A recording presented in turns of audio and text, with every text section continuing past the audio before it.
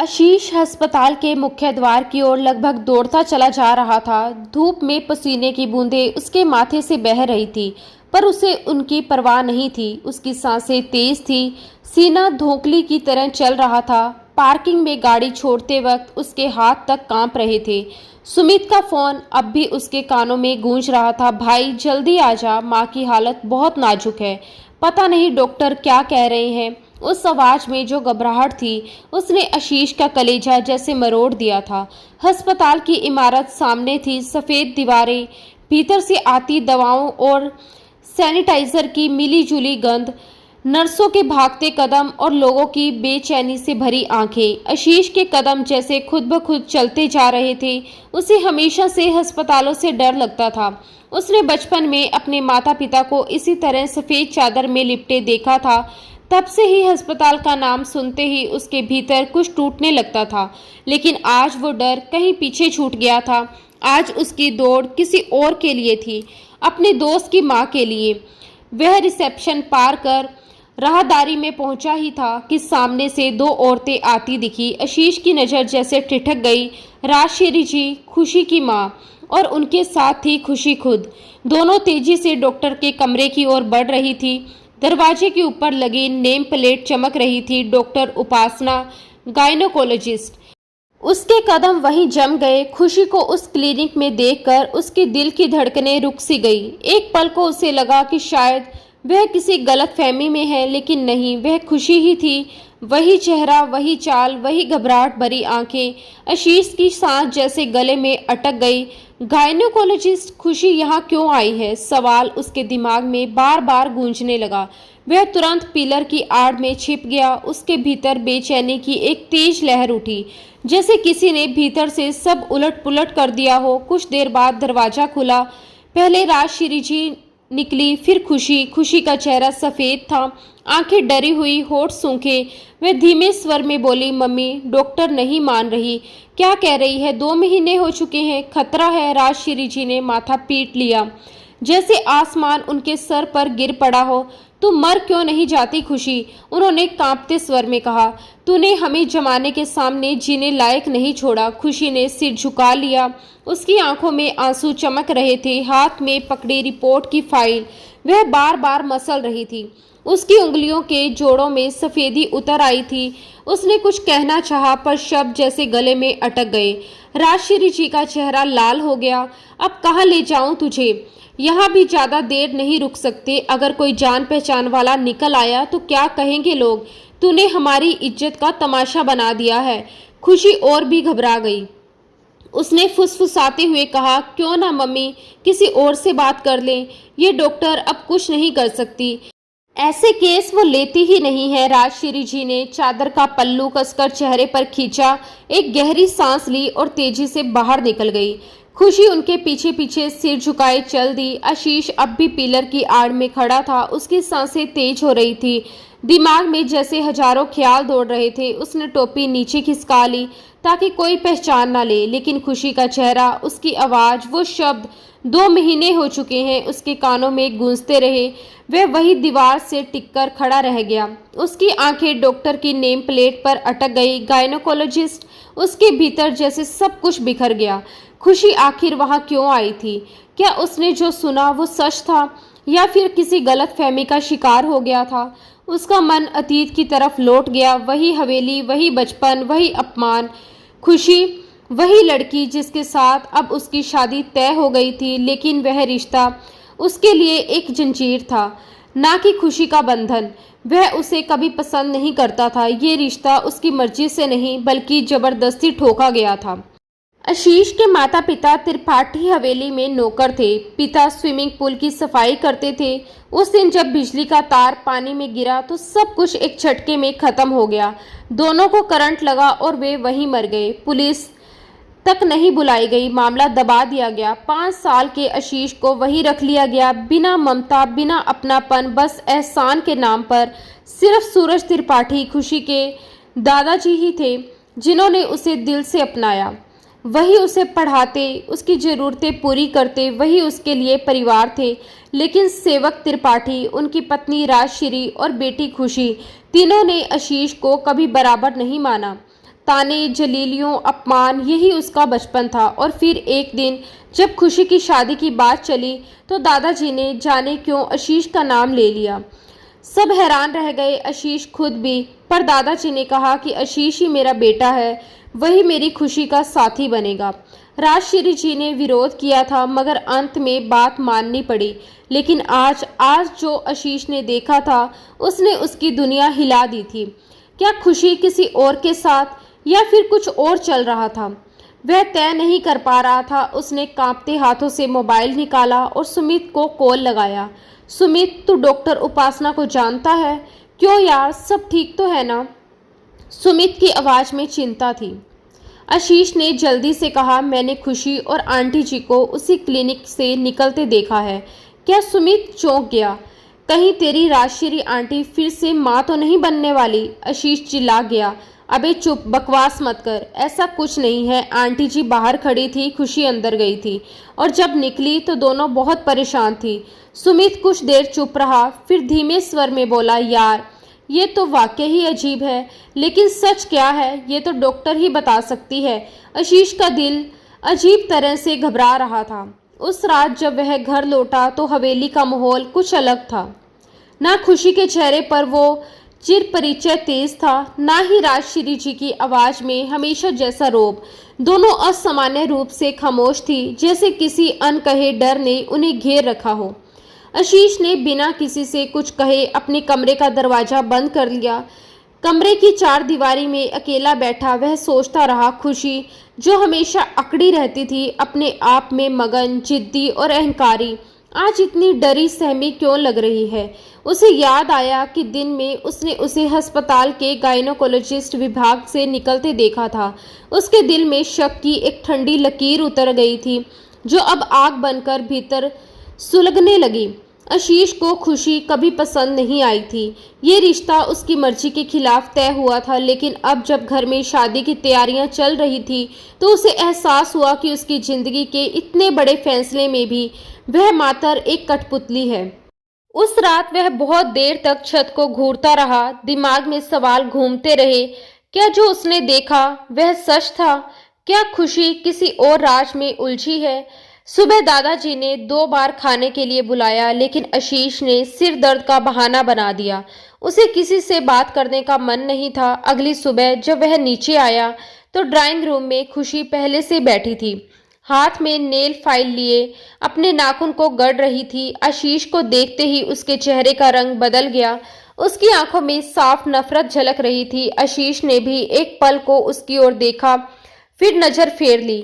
तभी राजश्री जी ने नाश्ते की मेज पर चाय का कप रखते हुए मुस्कुराकर कहा, आशीष बेटा, तुम्हारी शादी की तैयारियां शुरू कर दी है मैंने। चलो मेरे साथ टेलर के पास, आज तुम्हारी शेरवानी का नाप देना है। उनकी आवाज में एक अजीब मिठास थी। आशीष ने महसूस किया कि जब से खुशी और उसका रिश्ता तय हुआ था, राजश्री जी का व्यवहार पूरी तरह बदल गया था।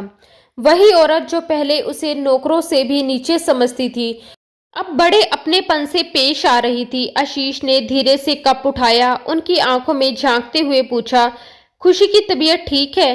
ये सुनते ही कमरे का माहौल जैसे जम गया। खुशी की उंगलियां रुक गई, उसकी आंखें चौड़ी हो गई। राजश्री जी ने पल भर के लिए नजरें झुका ली, फिर झट से बोली, हाँ हाँ बिल्कुल ठीक है, फिट फाट है वो। आशीष की आवाज में अब तल्खी उतर आई। फिर कल वो गायनोकोलॉजिस्ट के पास क्यों गई थी? कमरे में सन्नाटा छा गया। खुशी के हाथ से नेल फाइलर फर्श पर गिर गया। छन की आवाज ने माहौल को काट दिया। राजश्री जी के चेहरे का रंग उड़ गया। आशीष की आंखें अब शिकार पर चपटने वाले शिकारी जैसी हो गई। उसने खुशी और उसकी मां दोनों को गौर से देखा। खुशी ने नजरें झुका ली और राजश्री जी ने हड़बड़ी में झूठ गढ़ा, बस थोड़ा बुखार था इसीलिए अस्पताल ले गई थी इसे। आशीष का चेहरा सख्त हो गया। उसने ठंडे लहजे में कहा, बुखार के लिए कोई गायनोकोलॉजिस्ट के पास नहीं जाता आंटी। अब राजश्री जी की जुबान थम गई, उनकी आंखें इधर उधर भटकने लगी। खुशी की सांसें तेज हो चुकी थी। उसने चुपचाप चाय का कप उठाया, लेकिन उसकी उंगलियां बुरी तरह कांप रही थी। राजश्री जी के माथे पर पसीने की बूंदें चमक रही थी। आशीष ने दोनों को कुछ देर देखा, फिर कुर्सी से उठ खड़ा हुआ, बिना कुछ कहे अपने कमरे की ओर चला गया। दरवाजा बंद करते ही वह बिस्तर पर गिर पड़ा। उसके मन में गुस्से और शक का तूफान मचल रहा था। उसे महसूस हुआ कि उससे कुछ बहुत बड़ा छुपाया जा रहा है और ये सिर्फ झूठ नहीं बल्कि एक छल है।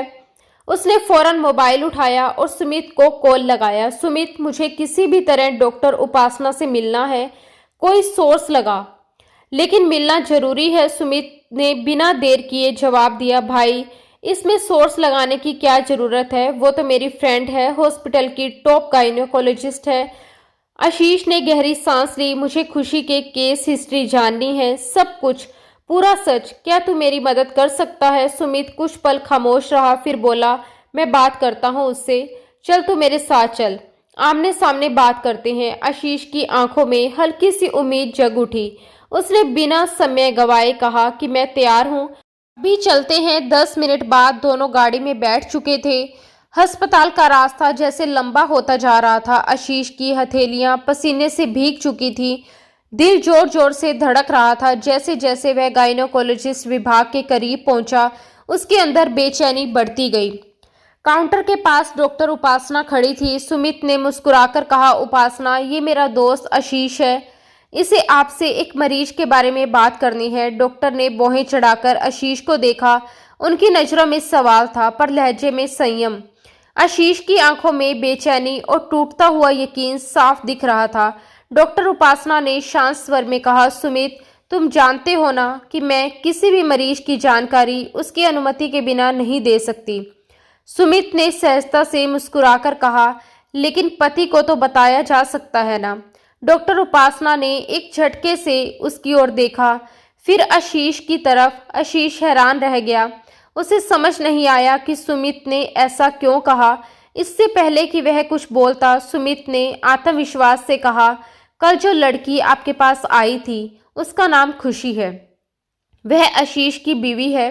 इन दोनों के बीच थोड़ी अनबन चल रही है, इसलिए उसने आशीष को कुछ नहीं बताया। लेकिन अब आशीष जानना चाहता है कि कहीं वह बाप तो नहीं बनने वाला।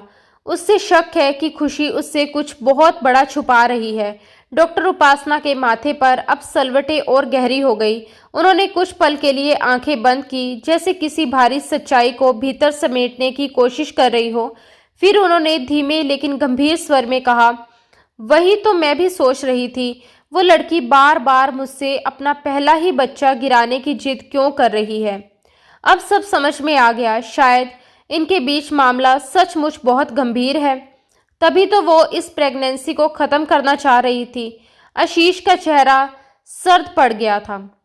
डॉक्टर के मुंह से निकला हर शब्द उसके लिए किसी भयंकर तूफान से कम नहीं था। उसकी आंखें जैसे पत्थर हो गई।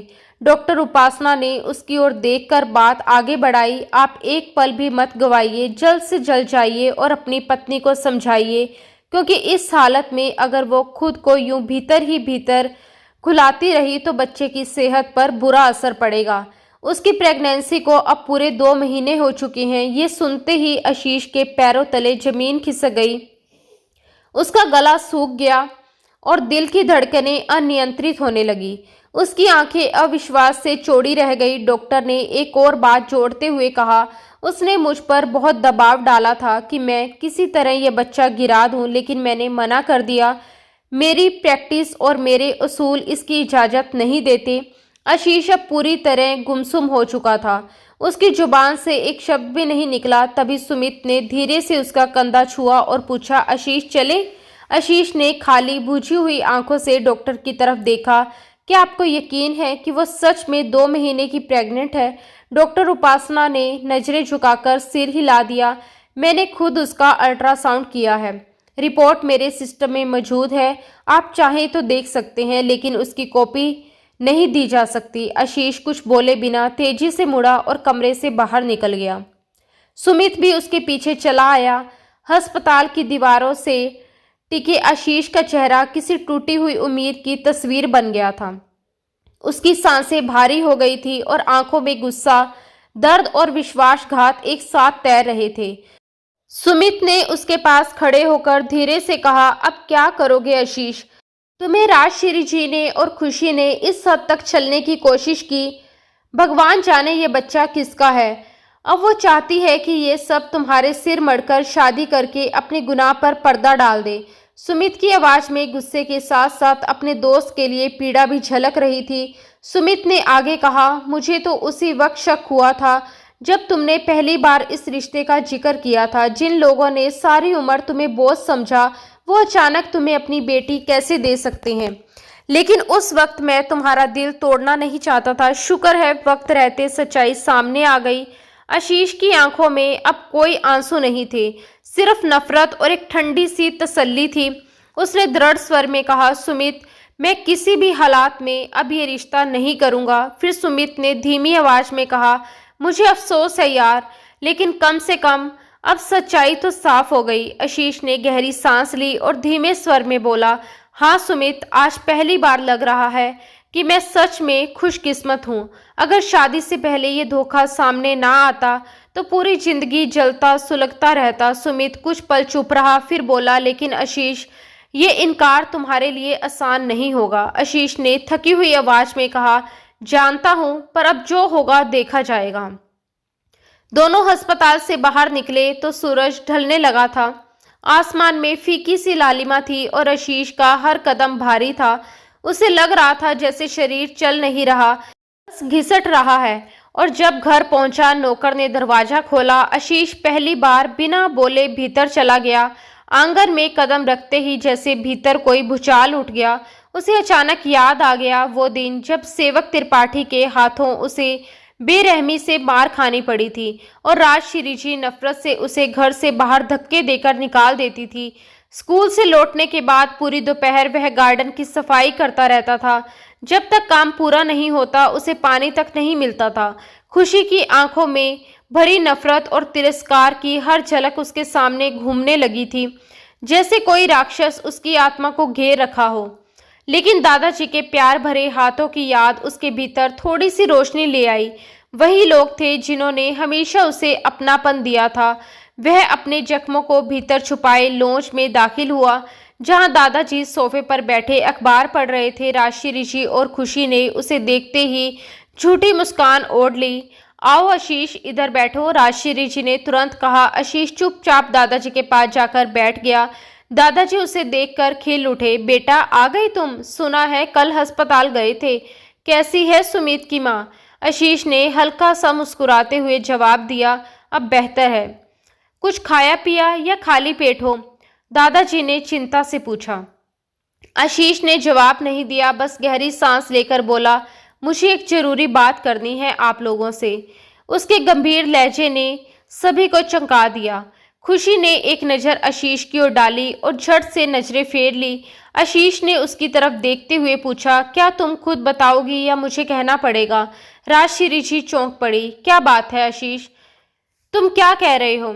आशीष ने सीधे और सख्त स्वर में कहा, खुशी माँ बनने वाली है। उसके शब्द बम की तरह कमरे में गूंजे और दादाजी के हाथ से छड़ी गिर पड़ी। राजश्री जी का चेहरा सफेद पड़ गया और खुशी के होंठ थरथराने लगे। वो कुछ कहना चाहती थी पर शब्द गले में अटक गए। राजश्री जी खुद को संभाल नहीं पा रही थी। उन्होंने चीख कर कहा, ये झूठ है। सुमित तुरंत आगे बढ़ा और बोला, मैं खुद गायनोकोलॉजिस्ट से मिला हूँ, रिपोर्ट देखी है मैंने, डॉक्टर ने सब कुछ बताया है। राजश्री जी ने हड़बड़ी में कहा, आशीष तुम गलत समझ रहे हो, खुशी बीमार है, ये सब गलत फहमी है। क्या बीमारी है उसे? आशीष की आवाज़ अब कांपते हुए कठोर थी। मैं बहुत अच्छे से जानता हूँ आपकी बेटी खुशी ने अपनी सारी हदें पार कर दी है। वो सिर्फ गलती नहीं गुनाह कर चुकी है। वो प्रेग्नेंट है और अब बच्चा गिराने की नौबत आ चुकी है। कमरे में जैसे किसी ने बम फोड़ दिया हो। आशीष के शब्द हवा में तैरते हुए दीवारों से टकरा रहे थे। खुशी ने आंखें बंद कर ली। उसका चेहरा शर्म से लाल हो गया था। वो कुछ कहना चाहती थी मगर उसकी जुबान जैसे पत्थर बन चुकी थी। दादाजी ने गुस्से से उफनते स्वर में कहा, आशीष तुम हमारे खानदान के नाम को यूं कलंकित नहीं कर सकते। आशीष ने पलटकर दृढ़ स्वर में जवाब दिया, बेशक आपने मुझे अनाथ समझकर पाला दादाजी, लेकिन खानदान की इज्जत मैंने नहीं आपकी पोती ने कलंकित की है। और अब आप चाहते हैं कि मैं उसके नाजायज रिश्ते की कीमत अपनी जिंदगी से चुकाऊं? ये मुझसे नहीं होगा। राशि ऋषि के चेहरे पर आंसुओं की लकीरें बह निकली। उन्होंने कांपते हाथ जोड़ लिए। आशीष, अगर तुम्हें कोई गलतफहमी हुई है तो बैठकर बात कर सकते हैं हम। आशीष ने बीच में ही रोकते हुए कहा, मुझे किसी गलतफहमी की जरूरत नहीं है आंटी, सच सामने है, आप खुद खुशी से पूछ लीजिए। सबकी नजरें अब खुशी पर टिक गई। उसकी झुकी हुई आंखों ने वो सब कुछ कह दिया जो शब्दों से कहा नहीं जा सकता था। दादाजी के कांपते हाथों से छड़ी गिर गई। उनकी आंखों से दो बूंदें लुढ़क पड़ी। गेट पर खड़े सेवक त्रिपाठी के चेहरे पर भी हैरानी और अविश्वास की रेखाएं उभर आई। राजश्री जी रोते हुए आशीष के पैरों के पास जा गिरी। हमारी इज्जत अब तुम्हारे हाथ में है आशीष, खुशी से शादी कर लो वरना हम कहीं के नहीं रहेंगे। आशीष ने भारी मन से पर स्पष्ट स्वर में कहा, मैं माफी चाहता हूं लेकिन मैं ये शादी नहीं कर सकता। सेवक त्रिपाठी खुद को रोक नहीं पाए। उन्होंने आगे बढ़कर टेबल पर जोर से हाथ मारा। तुम ये विवाह रोक ही नहीं सकते आशीष, हमने सबको न्योते भेज दिए हैं, कार्ड छप चुके हैं, अब तुम क्या करोगे। आशीष की आंखों में आग सी चमक उठी। अब जो करना है आप लोग करें, उसने कठोर स्वर में कहा, क्योंकि मैं ये घर छोड़कर जा रहा हूँ। दादाजी की आंखों में दर्द झलक आया।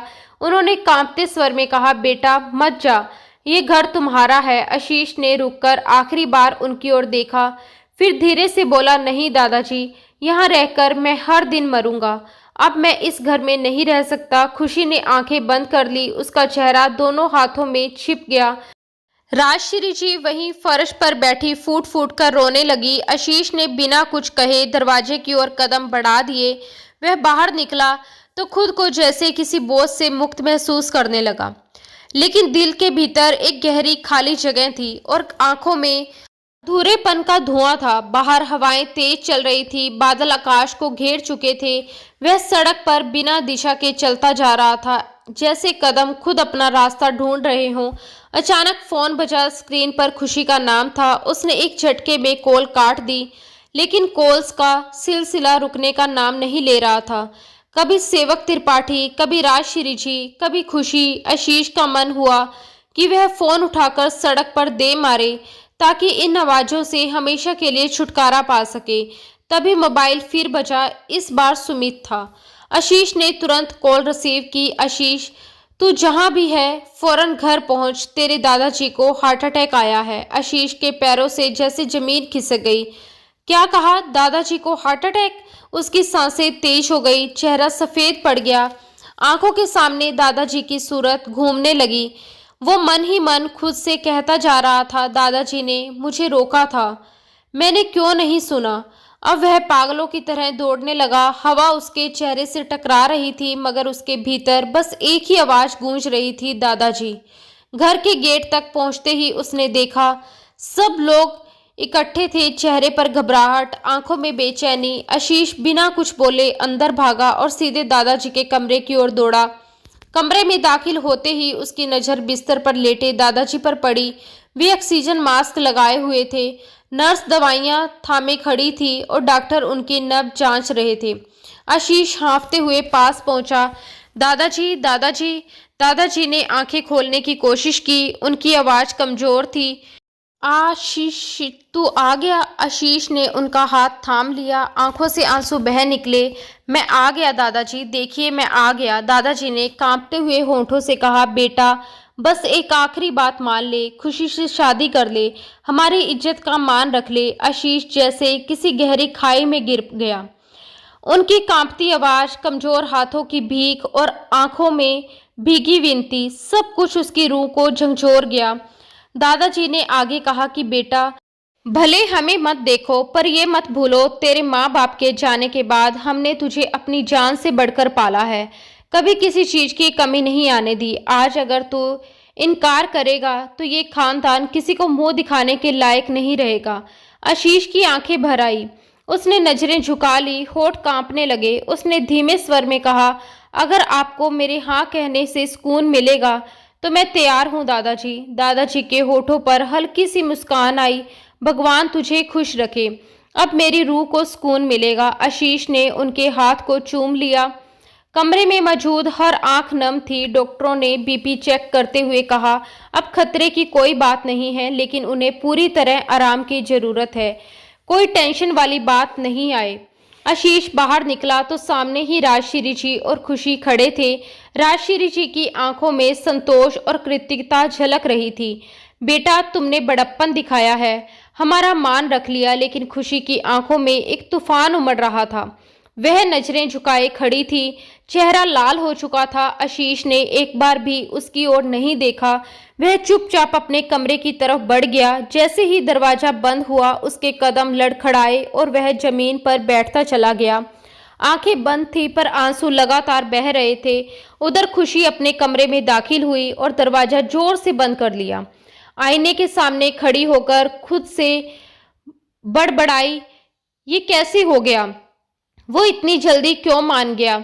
उसने गुस्से में दीवार पर हाथ दे मारा। मैंने तो कभी नहीं चाहा था उसे, अब सारी जिंदगी उसी के साथ बितानी पड़ेगी। उसके भीतर आग जल रही थी, जैसे उसकी दुनिया, उसका नियंत्रण, सब कुछ छिन गया हो। उसी रात राजश्री जी आशीष के कमरे में आई। बेटा, कल शाम को ही शादी रखी हुई है। पापा जी की हालत अब और इंतजार नहीं करने दे रही। आशीष ने चुपचाप सिर झुका दिया। अगले ही दिन दोनों का विवाह सादगी से संपन्न हो गया। राजश्री जी ने ऊपर का हिस्सा उनके लिए तैयार करवाया और खुशी की विदाई वहीं हुई। आज आशीष की सुहागरात थी, मगर उसका मन कमरे में जाने को तैयार नहीं था। परिवार की लाज के लिए उसने खुद को संभाला और भारी कदमों से उस ओर बढ़ा। तभी राजश्री जी के कमरे के पास से गुजरते हुए उसे अंदर से खुशी की आवाज़ सुनाई दी। अगर वो मेरे कमरे में आया तो मैं खुदकुशी कर लूंगी। बहुत हो गया ये ड्रामा। आशीष के कदम थम गए। दरवाजा थोड़ा खुला था, आवाज़ें साफ आ रही थी। राजश्री जी की आवाज़ कांपी। खुशी, ये कैसी बातें कर रही हो तुम? तुम्हारा विवाह हो चुका है, वो अब तुम्हारा पति है। खुशी ने तीखे स्वर में कहा। तो क्या करूं मैं इस रिश्ते को नहीं मानती। ना कभी दिल में आशीष था, ना कभी होगा। आशीष की सांसें थमने लगी। राजश्री जी की आवाज़ में घबराहट थी। अब क्या चाहती हो तुम? सब कुछ तो हो चुका है, और मत भूलो कि तुम एक नाजायज बच्चे की माँ बनने वाली हो। खुशी ने ठंडेपन से कहा, माँ, मैं ये नहीं भूली और ना भूलना चाहती हूँ। मुझे सिर्फ पुनीत चाहिए। हमारा रिश्ता अब भी कायम है। जैसे ही उसके घर वाले मानेंगे, हम शादी करेंगे। आशीष की आंखें भर आई। वह धीरे धीरे पीछे हटने लगा। जिस लड़की को उसने समाज की बातों से बचाने के लिए अपनाया था, वही उसकी आत्मा को कुचल रही थी। दरवाजे तक पहुंचा ही था कि दादाजी की आवाज़ आई, आशीष, इस वक्त कहाँ जा रहे हो? आशीष ठिठक गया। आंखें झुकी थी, हाथ कांप रहे थे। धीरे से बोला, दादाजी, मैं अब इस घर में नहीं रह सकता, मेरा दम घुट रहा है। दादाजी ने गुस्से और दर्द से भरी नज़रों से उसकी ओर देखा। तुमने वादा किया था ये रिश्ता निभाओगे। आशीष की आवाज़ टूट गई। जानता हूँ दादाजी, लेकिन अब हिम्मत नहीं बची। जिस लड़की ने पहली रात ही मुझे ठुकरा दिया, मैं उसका पति कहलाने के लायक नहीं, और वो मेरी पत्नी बनने के योग्य नहीं। दादाजी ने उसे रोकने के लिए हाथ बढ़ाया, मगर आशीष तेजी से बाहर निकल गया। नौकर को कुछ कहने को बढ़ा, लेकिन उसने किसी की ओर नहीं देखा। गेट खोला, गाड़ी में बैठा और स्टीयरिंग कसकर पकड़ लिया। इंजन की आवाज़ गूंज उठी और शहर की रोशनियां पीछे छूटती चली गई। आसमान पर बादल छाए थे। सड़कें सुनसान थी, जैसे पूरी कायनात उसके दर्द में शामिल हो गई हो। करीब 1 घंटे से वह हाईवे पर था। सिर्फ उसकी गाड़ी की हेडलाइट अंधेरे को चीर रही थी। उसके कानों में बार बार खुशी की आवाज़ गूंज रही थी। उसने गुस्से में स्टीयरिंग पर मुक्का मारा। आंखों से आंसू फूट पड़े। वह बुदबुदाया, कितना झूठ है इस समाज में। हर बार कहा जाता है कि लड़कियां मजबूर होती हैं, पर कोई ये नहीं देखता कि लड़के भी मजबूर होते हैं, अपनी मर्जी से जी भी नहीं सकते। उसकी आवाज़ टूटती चली गई। आखिर मैंने ये शादी क्यों की? सिर्फ सबकी खुशी के लिए। लेकिन मुझे क्या मिला? और तभी अचानक एक झटका लगा। उसने जोर से ब्रेक दबाए। गाड़ी एक झटके से रुकी। दिल उछलकर हलक में आ गया। एक बेहद खूबसूरत लड़की सड़क के बीचों बीच खड़ी थी, दोनों हाथ हवा में लहराते हुए किसी गुजरती हुई गाड़ी को रोकने की कोशिश कर रही थी। उसके बाल पूरी तरह बिखरे हुए थे, चेहरा मिट्टी और पसीने से सना था और आंखों में ऐसा डर भरा हुआ था कि मानो उसने अभी अभी मौत को बहुत करीब से देखा हो। आशीष की गाड़ी जैसे ही उसके पास आकर रुकी, वह बदहवास होकर उसकी तरफ दौड़ी। उसके कपड़े जगह जगह से फटे हुए थे, बदन पर खरोचों के निशान थे और सांसें तेज चल रही थी। इससे पहले कि वह गाड़ी के पास पहुंचती, आशीष गुस्से से भरा हुआ बाहर निकल आया। माथे पर बल पड़ गए, चेहरे पर सख्ती थी। वह तेज कदमों से आगे बढ़ा और जोर से चिल्लाया, पागल हो गई हो क्या? सड़क के बीच में खड़ी हो, जान देनी है क्या? लड़की के कदम लड़खड़ा गए। वह हाँफते हुए बोली, प्लीज मुझे बचा लो, वो लोग मुझे ले जाएंगे।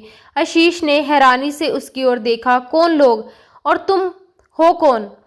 सड़क के बीच में क्या कर रही हो? उसकी बात सुनकर लड़की की आंखें और भी डर से फैल गई, होठ कांप रहे थे, गला सूख चुका था। वह कुछ कहने की कोशिश कर रही थी पर शब्द जैसे कहीं खो गए हों। वो मेरे पीछे हैं, अगर उन्होंने मुझे पकड़ लिया तो मैं मर जाऊंगी। लड़की रोते हुए लगभग चीख पड़ी। आशीष ने चारों ओर नजर दौड़ाई। रास्ता पूरी तरह सुनसान था, दूर दूर तक ना कोई गाड़ी ना कोई इंसान।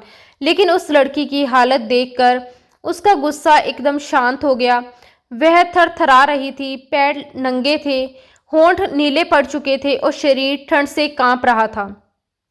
आशीष की आवाज अब बहुत नरम हो चुकी थी, देखो मुझे नहीं पता तुम किससे डर रही हो, लेकिन पहले शांत हो जाओ, धीरे धीरे सांस लो और मुझे बताओ कि तुम्हें किससे खतरा है और आखिर जाना कहाँ है।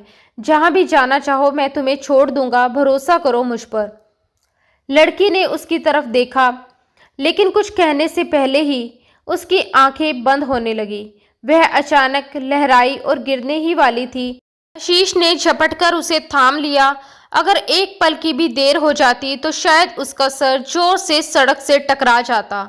उस रात के सन्नाटे में, ठंडी हवा और सुनसान सड़क के बीच एक अनजान लड़की आशीष की बाहों में बेहोश पड़ी थी और आशीष खुद असमंजस में था कि अब क्या करे।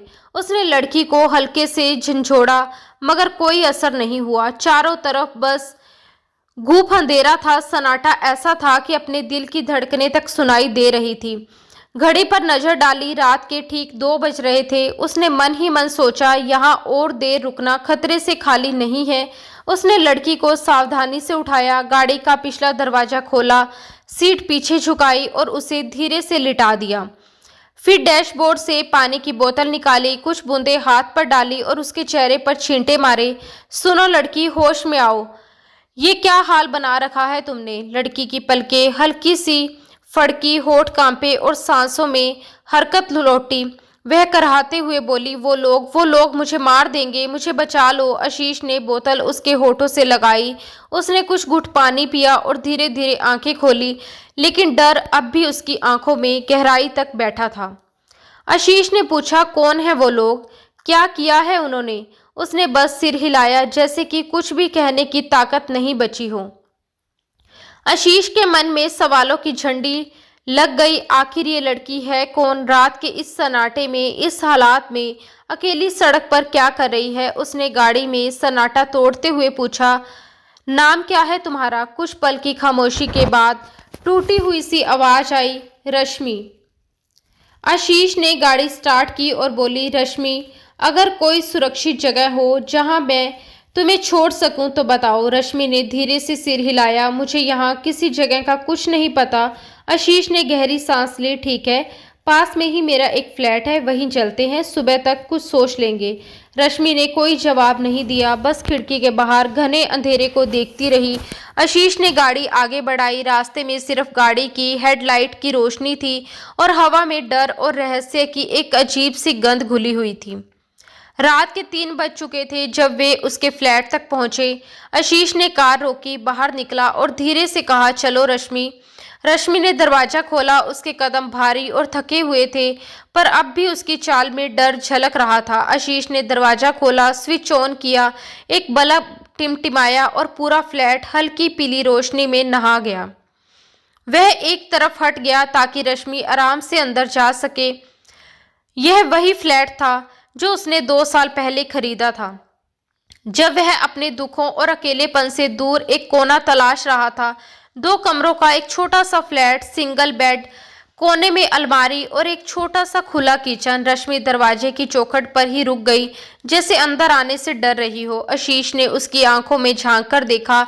वहां थकान, डर और असीम असुरक्षा थी। वह उसकी हिचकिचाहट समझ गया। डरने की जरूरत नहीं है रश्मि, अंदर आ जाओ। रश्मि किसी डरी हुई हिरनी की तरह धीरे धीरे कमरे में आई और सोफे पर बैठ गई। आशीष की नज़र अचानक उस पर पड़ी। वो वाकई बहुत खूबसूरत थी, लेकिन इस वक्त उसका डर ही उसकी सबसे बड़ी पहचान था। चेहरे की मासूमियत में इतना दर्द घुला था कि आशीष को उस पर तरस आने लगा। उसे महसूस हुआ कि शायद वह भी उसकी तरह टूटी हुई है। उसने धीरे से पूछा, देखो, अगर तुम्हें कोई जानता है, किसी का नंबर हो तो मुझे बता दो, मैं तुम्हें वहीं छोड़ देता हूँ। रश्मि ने एक झटके से सिर उठाया। उसकी आंखों में आंखें डालकर बोली, मेरा इस शहर में कोई नहीं है। बस यही 5 शब्द। लेकिन आशीष के भीतर बहुत कुछ टूट गया। उसने देखा कि रश्मि थोड़ी असहज थी। वह अपने दोनों पैर ऊपर किए खुद को अपनी बाजुओं में लपेट बैठी थी। तभी उसने देखा रश्मि के गले में दुपट्टा नहीं है, शायद भागते वक्त कहीं गिर गया था। ऊपर से कपड़े भी जगह जगह से फटे हुए थे। वह खुद को समेटने की कोशिश कर रही थी, जैसे अपने वजूद को छुपाना चाहती हो। आशीष ने तुरंत नजर फेर ली। एक पल को उसकी नजर रश्मि के भरे भरे बदन पर पड़ी थी, मगर अगले ही पल उसने खुद को झटका और नजरें झुका ली। वो जानता था कि अगर उसकी आंखों की गर्मी रश्मि ने महसूस कर ली तो वह पूरी तरह से डर जाएगी। वह फौरन उठा, अलमारी खोली, लेकिन उसमें तो सब जेंट्स कपड़े थे। तभी उसकी नज़र एक मर्दाना शॉल पर पड़ी जो वो कभी कभी ओढ़ता था। उसने वो शॉल निकाली और रश्मि की ओर बढ़ा दी। ये ले लो रश्मि। रश्मि ने उसकी तरफ देखा और जैसे ही शॉल उसके हाथ में आई, उसने उसे ऐसे लपेटा जैसे कोई औरत मझधार से किनारे लगी हो। उसकी आंखों में आंसू निकल पड़े। उसने कुछ कहना चाहा, लेकिन शब्दों ने साथ छोड़ दिया। आशीष की आंखें भी नम हो गई। कितनी मासूम थी वो। यही कोई 18-19 साल की होगी। कौन सा तूफान उसकी जिंदगी में उतर आया हो। आशीष ने धीरे से गिलास में पानी डाला, उसकी ओर बढ़ाया। रश्मि ने चुपचाप कुछ घुट पिए और सिर झुका लिया। दोनों के बीच फिर से खामोशी भर गई। खामोशी जिसमें डर था और एक बेगानापन था। आशीष ने देखा कि रश्मि की नजरें बार बार उस पर उठती और फिर झुक जाती। उसने धीरे से पूछा, भूख लगी है? रश्मि ने हल्के से सिर ना में हिला दिया। कभी किसी मर्द पर भरोसा किया है? आशीष की ये बात सुनकर रश्मि के चेहरे का रंग उड़ गया। उसकी आंखों में अचानक नमी तैरने लगी। फिर वह रंधे गले से बोली, नहीं तो फिर मुझ पर क्यों कर लिया?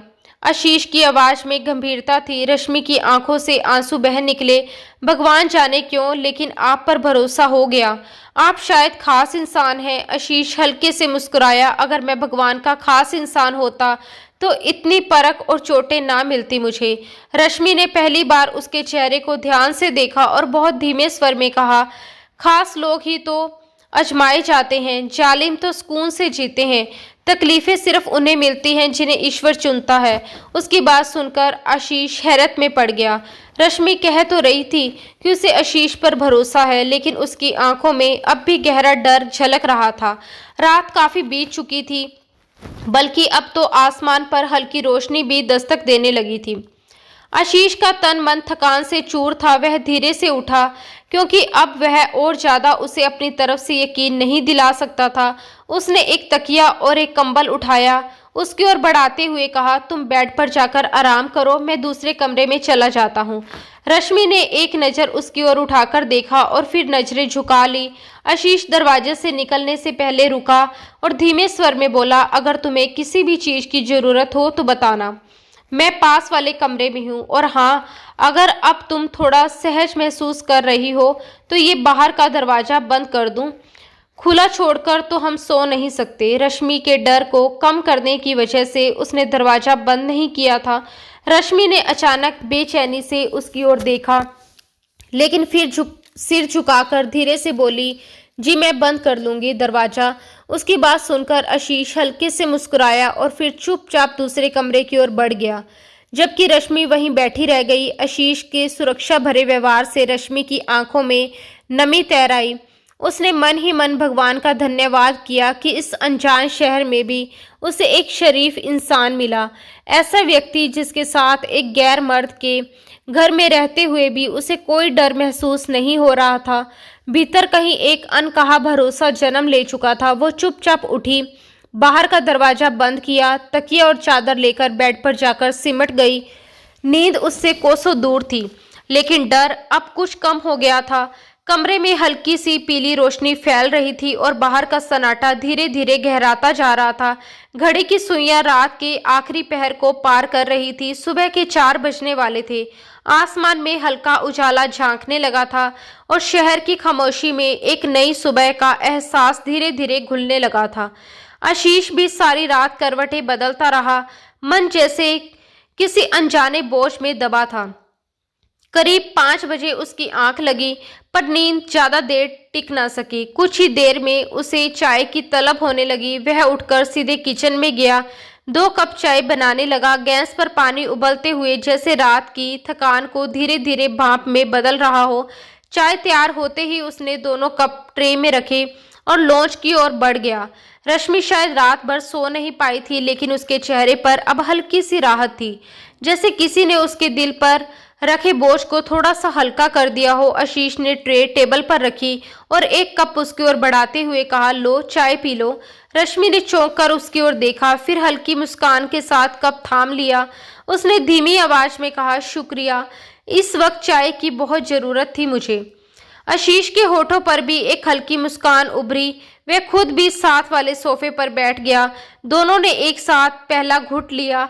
भाप के साथ कमरे में एक अजीब सी शांति फैल गई। कुछ पलों तक सन्नाटा छाया रहा, जिसे आशीष ने तोड़ा। अब लग रहा है कि तुम थोड़ी रिलैक्स हो गई हो। रश्मि ने सिर हिलाया। जी, अब थोड़ा ठीक लग रहा है, आशीष ने कहा। तो फिर खुलकर बताओ, क्या हुआ तुम्हारे साथ? दिल का बोझ हल्का कर लो। उसकी बातें सुनकर रश्मि की आंखें नीचे झुक गई। कुछ पल चुप रहने के बाद उसने धीरे धीरे बोलना शुरू किया।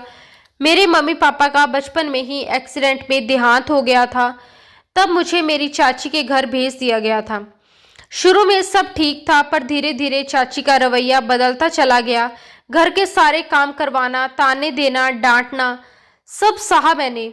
कभी शिकायत नहीं की। पर फिर एक दिन उन्होंने मेरी शादी तय कर दी, एक ऐसे आदमी से जो मेरे चाचा से भी 10 साल बड़ा था, और वह अमीर आदमी था और मेरे चाचा को एक मोटी रकम दे रहा था। मेरे चाचा ने तो जैसे मेरी बोली लगा दी थी। ये कहते कहते उसकी आवाज़ कांपने लगी और आंखों से आंसू बह निकले। आशीष का हाथ चाय के कप पर कस गया। वह कुछ देर चुप रहा, फिर बेचैनी से बोला, फिर क्या हुआ? रश्मि ने गहरी सांस ली। मैं बहुत रोई, गिड़गिड़ाई, हाथ जोड़े, लेकिन किसी ने मेरी नहीं सुनी।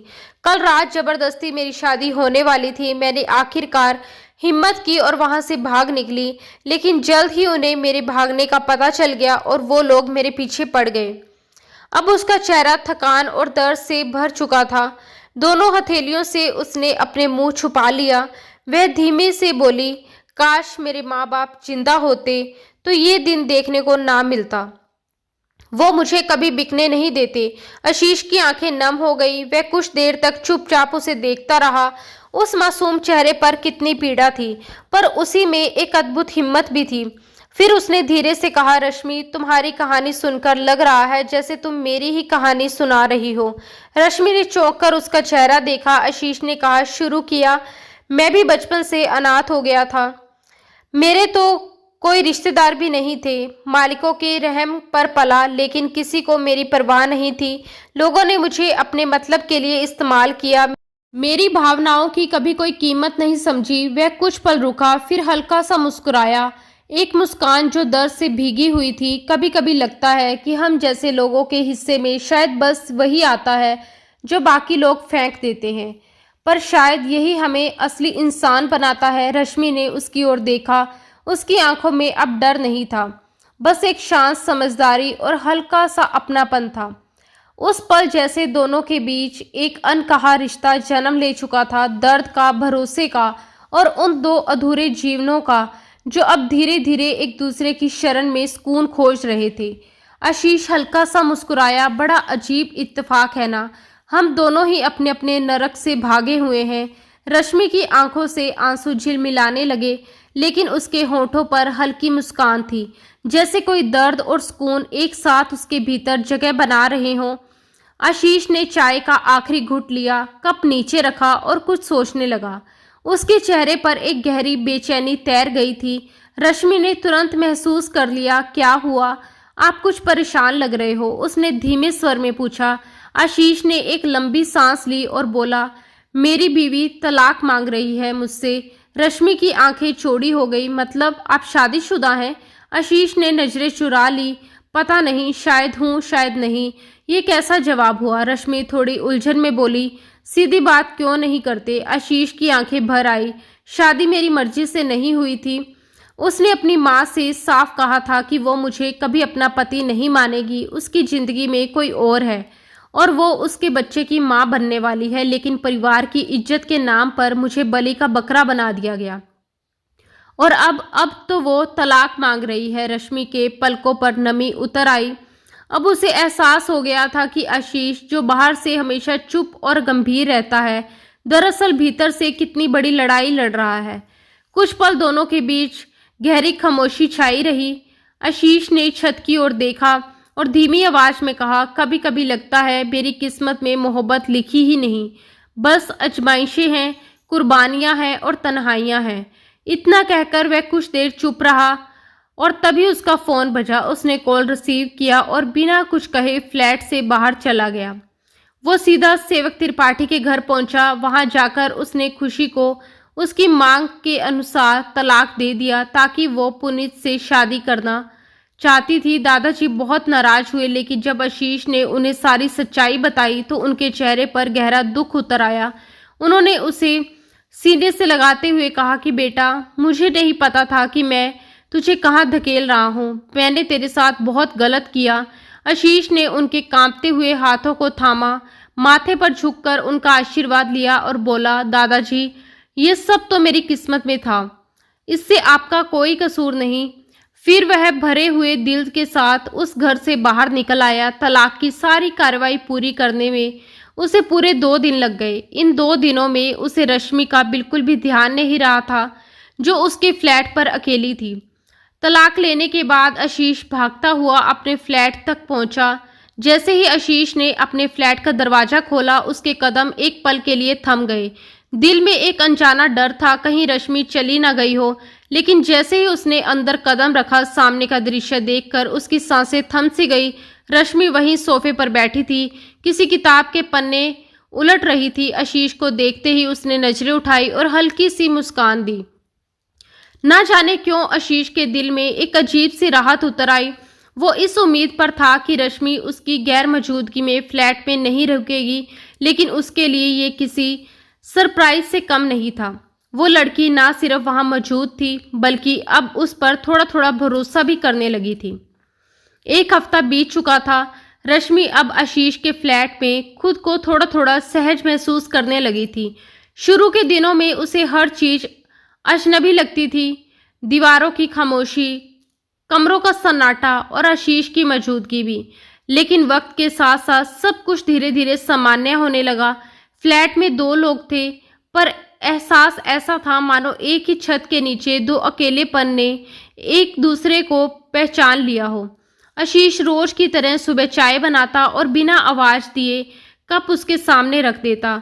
कभी सब्जी काटते हुए मुस्कुराकर उसे छेड़ देता, तो कभी चुपचाप उसकी ओर ऐसी नजरों से देख लेता जिसमें वह सब कुछ कह देता था जो लफ्जों में नहीं कह पाता था। रश्मि को अब ये सब अच्छा लगने लगा था। उसका ध्यान रखता, बिना कहे उसकी ज़रूरतें समझ लेना, उसके डर को शब्दों से पहले ही पकड़ लेना। आशीष का यही सलीका, यही अपनापन उसे भीतर तक सुकून देने लगा था। फिर भी हर रात जब वह आंखें मूंदती, दिल में एक टीस उठती, मैं कौन हूँ? एक बेसहारा लड़की जिसकी कोई पहचान नहीं। आशीष जैसा लड़का क्या सच में मेरे बारे में कुछ सोच सकता है? हर बार वह खुद ही अपने जज्बातों को रोक लेती थी। अपने ही डर को दिल में दबाकर वह मुस्कुरा देती, मानो सब ठीक हो। और फिर वो रात आई। लगभग 2 बजे होंगे। बाहर तेज बारिश हो रही थी। बिजली की गड़गड़ाहट आसमान को चीर रही थी। और हवा के झोंके खिड़कियों से टकराकर अजीब सी बेचैनी फैला रहे थे। अचानक रश्मि चीखते हुए उठ बैठी। उसका माथा पसीने से भीग चुका था, सांसें बेकाबू थी और आंखों में गहरा डर था। नहीं नहीं, मुझे मत छुओ, वह घबराई आवाज में चिल्लाई। आशीष तुरंत उसके कमरे की ओर भागा। रश्मि, क्या हुआ? कोई बुरा सपना देखा है क्या? वह कांप रही थी। आशीष ने बिना कुछ सोचे उसके पास बैठकर उसके कंधे थाम लिए। शांत हो जाओ रश्मि, सब ठीक है, मैं यही हूँ, देखो कोई नहीं है, बस मैं ही हूँ। रश्मि की आंखें अभी भी डरी हुई थी। उसने एक झटके में आशीष को पकड़ लिया, जैसे उसी की पकड़ में उसे बचाव का भरोसा मिल गया हो। उसका नाजुक वजूद डर से कांप रहा था। आशीष एक पल को ठिठक गया। उसकी धड़कनें तेज हो गई, पर अगले ही पल उसने खुद को संभाल लिया। उसने धीरे से उसका सिर अपने सीने से लगाकर बालों में उंगलियां फेराई और नरम आवाज में बोला, अब तुम्हें कोई कुछ नहीं कहेगा रश्मि, जब तक मैं हूँ। तुम पूरी तरह सुरक्षित हो। वो लम्हा बहुत गहरा था। रश्मि पहली बार किसी के सीने से यूं लगी थी, जहां उसका डर पिघल रहा था और सुकून उसकी सांसों में घुल रहा था। उसकी आंखों से एक आंसू ढुलका और जो आशीष की शर्ट में समा गया। आशीष ने कुछ नहीं कहा, बस उसकी पीठ पर हल्के हल्के हाथ फेरता रहा, जब तक कि रश्मि की कांपती सांसें धीरे धीरे सामान्य नहीं हो गई। थोड़ी देर बाद वह अलग हुई, आंखें झुकाए बोली, माफ कर दीजिएगा, मैं बस बहुत ज्यादा डर गई थी। आशीष ने हल्के से मुस्कुराते हुए कहा, कभी डर लगे तो बताना, छुपाना मत, मैं हर बार यूं ही दौड़ता चला आऊंगा। रश्मि की आंखें कुछ पल के लिए उसकी आंखों से मिली और जैसे वक्त वहीं ठहर गया। दोनों के बीच एक अजीब सी खामोशी थी, लेकिन उस खामोशी में भी एक अनकही समझ थी, एक गर्माहट थी। अगली सुबह जब सूरज की हल्की किरणें खिड़की से भीतर आ रही थी, रश्मि अकेली बैठी चाय का प्याला थामे सोच में डूबी थी। उसके मन में सवाल उठ रहा था कि क्या ये रिश्ता सिर्फ एक पनाह है या फिर धीरे धीरे मोहब्बत की शक्ल ले रहा है। पर अगले ही पल उसने अपनी आंखें बंद कर ली और वही पुरानी बात खुद से दोहराई, मैं उसकी जिंदगी में एक हादसे की तरह आई हूँ, मोहब्बत की तरह नहीं। उधर आशीष आज ऑफिस से लौट रहा था, लेकिन आज उसके कदमों में एक अनजानी बेचैनी थी। ना जाने क्यों उसका दिल बार बार रश्मि की ओर खींचा चला जा रहा था। सड़क पर गाड़ियों की रफ्तार तेज थी, लेकिन उसकी सोचें उससे भी तेज दौड़ रही थी। हर ख्याल में बस रश्मि थी। जब वह मुस्कुराती है, जब वह चुपचाप बैठी होती है, जब किसी आहट से घबरा जाती है। आशीष के भीतर अब एक अजीब सी हलचल रहने लगी थी, जैसे किसी ने उसके दिल में चुपचाप एक दीप जला दिया हो। तभी उसकी नज़र सड़क किनारे एक छोटी सी दुकान पर पड़ी, जहां कांच की रंग बिरंगी चूड़ियां सजी थी, कुछ लाल, कुछ हरी, कुछ नीली। आशीष अनायास रुक गया। दुकानदार मुस्कुराया और बोला, भाभी जी के लिए। आशीष एक पल को ठिठक गया, फिर हल्के से मुस्कुराया, हाँ शायद। उसने ढेर सारी चूड़ियां खरीद ली। साइज का तो पता नहीं था, लेकिन हर जोड़े उसने दिल से चुनी थी। फिर उसकी नज़र पास ही कपड़ों की दुकान पर पड़ी। वहां से उसने 2-3 सूट, सलवार कुर्तियां, कुछ नाजुक से जूते और छोटे छोटे हेयर क्लिप्स भी लिए। थोड़ा आगे बढ़ा तो एक स्टोर के सामने ठहर गया। वहां लेडीज के पर्सनल सामान रखे थे। उसके कदम ठिठक, मन झिझका, लेकिन अगले ही पल उसने खुद से कहा, अगर मैं सच में उसका ख्याल रखना चाहता हूँ तो ये शर्म नहीं, जिम्मेदारी है। वह अंदर गया और बिना इधर उधर देखे कुछ जरूरी चीजें खरीद ली, जिनकी जरूरत हर लड़की को होती है। उसका चेहरा हल्की शर्म से गर्म हो रहा था, पर दिल में एक सुकून था, जैसे उसने कुछ सही किया हो। जब आशीष घर पहुंचा तो रश्मि लॉबी में बैठी खिड़की के बाहर बारिश की नमी देख रही थी। आशीष को देखकर उसने हल्के से सिर हिलाया, फिर नजरें फेर ली। आशीष सीधा अंदर गया और शॉपिंग बैग्स धीरे से टेबल पर रखते हुए बोला, ये सब तुम्हारे लिए है। रश्मि ने चौंक कर उसकी ओर देखा, मेरे लिए? उसकी आवाज बहुत धीमी थी। आशीष थोड़ा झिझकते हुए बोला, हाँ, मैंने ऑफिस से लौटते वक्त कुछ देखा और फिर पता नहीं क्यों लगा कि ये सब तुम्हारे लिए खरीदना चाहिए। उसने एक बैग खोला, उसमें से चूड़ियों का सेट निकला। मुझे लड़कियों के सामान की ज़्यादा समझ नहीं है, लेकिन जो अच्छा लगा वो ले लिया। रश्मि ने चूड़ियाँ देखी, फिर कपड़े और बाकी बैग्स में रखे कुछ पर्सनल चीज़ें। उन चीज़ों को देखते ही उसके गाल हल्के गुलाबी हो गए। आशीष को लगा कि जैसे वह कोई हद पार कर बैठा है।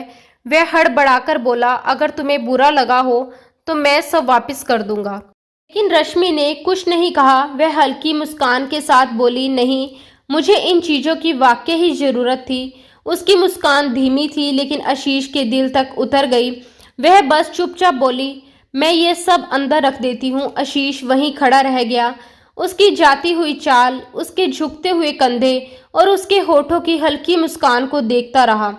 दिल में कुछ अजीब सा महसूस हो रहा था, एक एहसास जो नया था लेकिन बहुत अपना सा लगने लगा था। शायद रश्मि अब सिर्फ उसकी फ्लैटमेट नहीं रही थी, धीरे धीरे वह उसके दिल की जरूरत बनती जा रही थी। आज रश्मि ने पहली बार खुद को किसी के लिए सजाया था। आशीष के लाए हुए डार्क ब्लू सूट और रंगीन कांच की चूड़ियां पहनकर वह जैसे खुद को नए रूप में देख रही थी।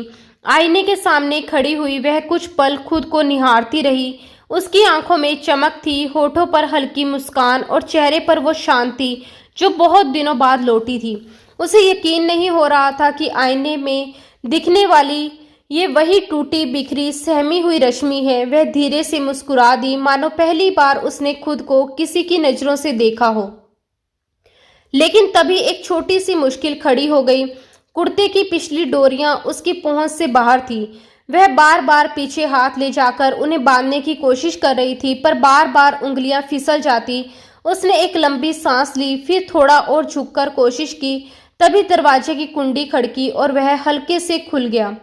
आशीष अंदर आया और जैसे ही उसकी नज़र रश्मि पर पड़ी, वक्त जैसे एक पल को थम गया।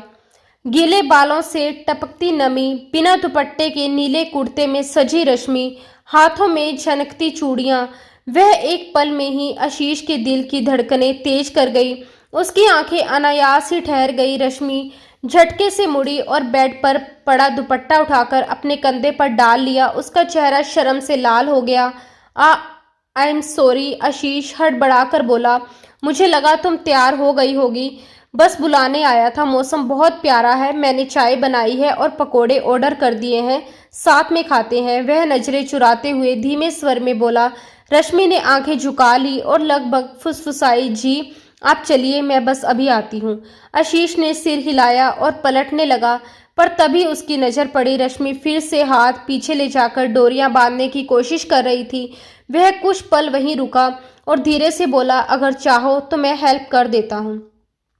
नहीं, मैं कर लूंगी, रश्मि ने घबराते हुए कहा और नजरें चुरा ली। आशीष कुछ पल उसे देखता रहा। उसकी झिझक, उसकी असहजता और उस पल की मासूमियत, सब कुछ उसकी आंखों में उतर रहा था। फिर उसने हल्की मुस्कान दी और कमरे से बाहर चला गया। कुछ देर बाद रश्मि बाहर आई। अब दुपट्टा अच्छे से ओढ़ा हुआ था और चेहरा पहले से ज्यादा शर्माया हुआ। आशीष उसे देखकर मुस्कुराया, वैसे आज तुम सच में बहुत प्यारी लग रही हो। रश्मि की पलकों में हल्की सी कंपकपी हुई। उसने बस इतना कहा, थैंक यू। दोनों बालकोनी में बैठे थे। हवा में ठंडक थी, कहीं दूर बारिश की गंध घुली हुई थी। आशीष ने चाय का कप उसकी ओर बढ़ाया। कप थामते वक्त उसकी उंगलियां कांपी। शायद वही अनजाना संकोच फिर लौट आया था। आशीष ने गौर किया कि रश्मि कुछ असहज है, जैसे किसी बात को छुपाने की कोशिश कर रही हो। तभी हवा का तेज झोंका आया और उसका दुपट्टा कंधे से फिसलकर नीचे गिर पड़ा। आशीष की नज़र अनायास उसकी पीठ पर पड़ी। कुर्ते का गला पीछे से गहरा था और डोरियां अब भी खुली हुई थी। उसकी गोरी पीठ पर हल्की सी थरथराहट थी, जैसे उसे भी ये एहसास हो गया कि आशीष की नज़र उस पर है, पर वह हिम्मत नहीं जुटा पा रही थी। दुपट्टा उठाने की कोशिश की। आशीष ने एक गहरी सांस ली। बिना कुछ कहे, बिना किसी हलचल के वह धीरे से उठा। वह आगे बढ़ा, झुककर दुपट्टा उठाया और बड़ी नरमी से उसे रश्मि के कंधों पर फैला दिया। फिर बहुत सावधानी से उसके पीछे की डोरियां थामी। रश्मि के शरीर में एक हल्का सा करंट दौड़ गया। वह कांप उठी, पर ना हिली ना कुछ बोली, बस आंखें बंद कर सांस रोक ली। आशीष के हाथ भी हल्के से कांप रहे थे, लेकिन उसकी हर हरकत में एक गजब की कोमलता थी। उसने बड़ी संधी हुई उंगलियों से एक एक डोरी को थामा और धीरे धीरे गांठ बांध दी। डोरियां बांधते हुए उसने फुसफुसाकर कहा, बेकार में इतना परेशान होने की क्या जरूरत थी, पहले ही बता देती, मैं पहले ही तुम्हारी छोटी सी हेल्प कर देता। रश्मि की आंखों से एक बूंद आंसू निकला और गाल पर लुढ़क आया। वह कुछ नहीं बोली, बस धीरे से दुपट्टा ठीक किया और पलटी नहीं। अब पूरे 15 दिन बीत चुके थे। रश्मि पहले से कई अधिक सामान्य महसूस कर रही थी। उसके चेहरे पर हल्की सी रौनक लौट आई थी और आंखों में अब उतनी उदासी नहीं थी जितनी पहले हुआ करती थी।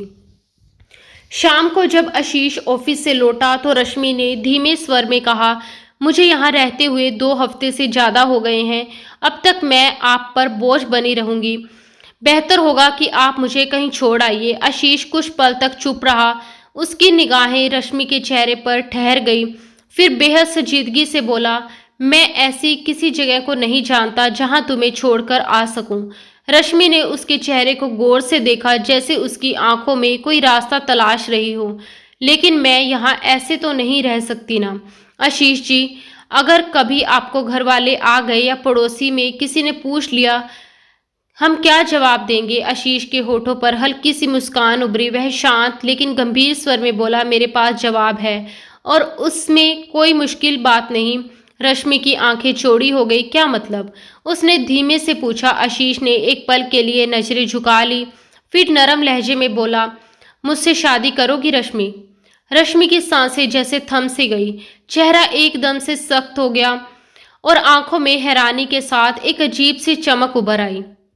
दिल के भीतर बुरी तरह उथल पुथल मच गई। क्या क्या ये मुमकिन है? उसके कांपते होठों में बस इतना ही निकला। आशीष के चेहरे पर एक सुकून भरी मुस्कान तैर गई। क्यों मुमकिन नहीं रश्मि? हम दोनों एक दूसरे को जान चुके हैं। हम दोनों ने जख्म खाए हैं, तकलीफें सही हैं। तुम्हारे अंदर जो टूटा है मैं उसे जोड़ना चाहता हूँ। मैं नहीं जानता कि जिंदगी हमें कहाँ ले जाएगी, लेकिन अगर तुम चाहो तो ये छोटा सा फ्लैट और मैं, जिसके पास सिवाय एक नौकरी के कुछ भी नहीं है, तुम्हारे लिए हमेशा मौजूद रहूंगा। रश्मि की आंखें भीग चुकी थी। उसके होठ हल्के हल्के थरथरा उठे और चेहरा गुलाबी रंग से भर गया। वह कुछ देर तक चुप रही, फिर नजरें झुकाकर धीरे से सिर हिला दिया। बहुत सादगी से आशीष ने रश्मि को मंदिर ले जाकर शादी कर ली। अब रश्मि उसकी सेज सजाकर बैठी थी। दिल में हजारों सपने थे, लेकिन साथ ही एक अनकहा डर भी। आशीष ने कमरे के बाहर से धीरे से कहा, क्या मैं अंदर आ जाऊं? रश्मि ने नजरें झुका ली और हल्के से सिर हिला दिया। आशीष अंदर आया। कमरे में सन्नाटा था, बस दिलों की धड़कनें सुनाई दे रही थी। आशीष ने धीमी आवाज में कहा, रश्मि, अगर तुम्हारी मर्जी होगी तभी हम इस रिश्ते की शुरुआत करेंगे। उसकी आवाज में एक हल्की सी कंपन थी। रश्मि की आंखें फिर से भीग गई। वह धीरे से बोली, आशीष जी, आपने मुझे सबसे मुश्किल वक्त में सहारा दिया, मुझे इज्जत दी, और आज जब मैंने अपना सब कुछ आपको सौंप दिया तो आप मुझसे दूर मत हटिए। मेरे लिए अब आपसे दूर रहना मुमकिन नहीं।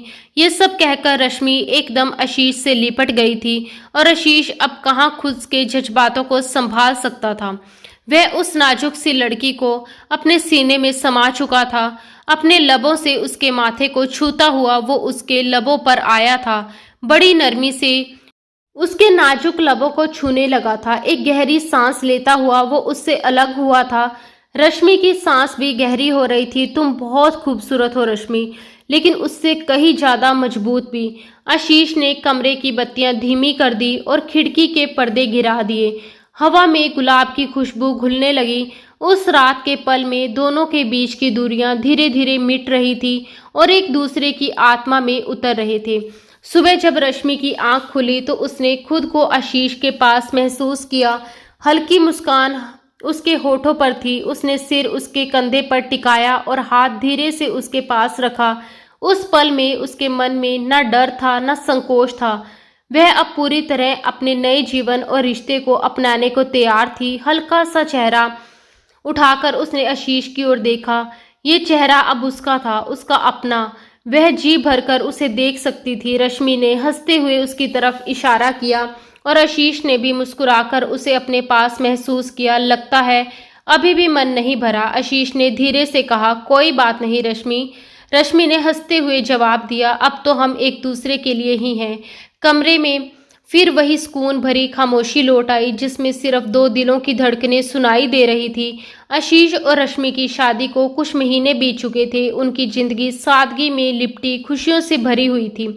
हर सुबह आशीष अपनी बाहों में सोई हुई रश्मि को देखते हुए सोचता, कभी सोचा नहीं था कि जिंदगी इतनी खूबसूरत हो सकती है। फिर थोड़े समय बाद एक सुबह रश्मि बड़ी मासूमियत से एक रिपोर्ट आशीष के सामने रखकर धीमे स्वर में बोली, मैं माँ बनने वाली हूँ। आशीष का दिल जैसे किसी मासूम ताजगी से भर गया। उसने खुद पर, अपनी जिंदगी पर और उस भगवान पर यकीन कर लिया जो देर से देता है मगर बहुत देता है। उसने तुरंत तय किया कि उन्हें दादाजी के आशीर्वाद लेना चाहिए। दादाजी के पास जाकर उसे पता चला कि उस पर जुल्म करने वालों पर भगवान ने अपना न्याय किया। अंकल जी का बिजनेस डूबने लगा और राजश्री जी अब बीमार रहने लगी, क्योंकि खुशी की पूरी जिंदगी बर्बाद हो चुकी थी। खुशी जिस पुनीत से प्यार करती थी, उसने उसे अपनाने से मना कर दिया। उसका कहना था कि जो लड़की शादी से पहले अपनी इज्जत किसी गैर मर्द के हवाले कर दे, मैं उसे अपनी जिंदगी में शामिल नहीं कर सकता। यहाँ तक कि उसने खुशी के पेट में पलने वाले बच्चे को भी अपनाने से इनकार कर दिया। पुनीत का इंतजार करते करते खुशी का बच्चा 4 महीने का हो चुका था और डॉक्टर ने अबॉर्शन करने से साफ मना कर दिया। मजबूरन खुशी की शादी एक अधेड़ उम्र के आदमी से करनी पड़ी, जिसकी पहली पत्नी मर चुकी थी। 2 बच्चे थे, लेकिन यहाँ थोड़ा सुख ये हुआ कि वह आदमी भला था और उसने खुशी के बच्चे को अपनाया। खुशी अब भी रोती और तड़पती थी, क्योंकि उसे ना उसकी मोहब्बत मिली, ना उसकी इज्जत पूरी हुई। आशीष ने ये सब जानकर गहरी सांस ली। सच यही था, जैसा कर्म करते हो वैसा फल मिलता है। राजश्री जी और अंकल जी ने आशीष से माफ़ी मांगी। उन लोगों ने बचपन से लेकर अब तक सिर्फ उसका इस्तेमाल किया था। आशीष ने उन्हें दिल से माफ़ कर दिया। दादाजी ने कहा था कि तुम रश्मि को लेकर यहीं आ जाओ, यहीं रहो, लेकिन आशीष का अब उस घर में रहने का मन नहीं था। वह अपनी रश्मि के साथ उसी छोटे से फ्लैट में खुश था। वह रश्मि के साथ वापस लौट आया। उसने प्यार से अपनी बीवी की ओर देखा। वह इतनी मासूम, प्यार करने वाली और सच्ची पत्नी थी। सच कहा जाए, अगर आप चरित्रवान हैं तो आपके जीवन साथी भी चरित्रवान ही मिलेगा। उसकी रश्मि चांद की उजली रोशनी की तरह साफ, सूरज की पहली किरण की तरह पवित्र और अनछुई थी। आशीष को रश्मि पर बेहद प्यार आया और उसने उसे खींचकर अपने सीने से लगा लिया। अगर उस रात रश्मि उससे टकराई नहीं होती तो शायद वह खुशी के साथ तड़प तड़प कर अपनी जिंदगी जी रहा होता। लेकिन उसकी किस्मत में खुशियां थी और उसे उसका हिस्सा मिला। तो दोस्तों, आज की हमारी कहानी आपको कैसी लगी, हमें कमेंट में ज़रूर बताएं। अगर आपको कहानी पसंद आई हो तो लाइक का बटन दबाना ना भूलिए। और हाँ, ऐसी रोमांटिक, दिल को छू लेने वाली कहानियों के लिए हमारे चैनल को सब्सक्राइब कर लें और बेल आइकन भी दबा दें, ताकि आप हर रोज़ नई कहानियाँ मिस ना करें। हम जल्द ही फिर मिलेंगे एक नई और रोमांटिक कहानी के साथ। तब तक खुश रहिए, प्यार फैलाते रहिए और अपने खास लोगों के साथ हर पल का आनंद लीजिए। धन्यवाद दोस्तों। राधे राधे।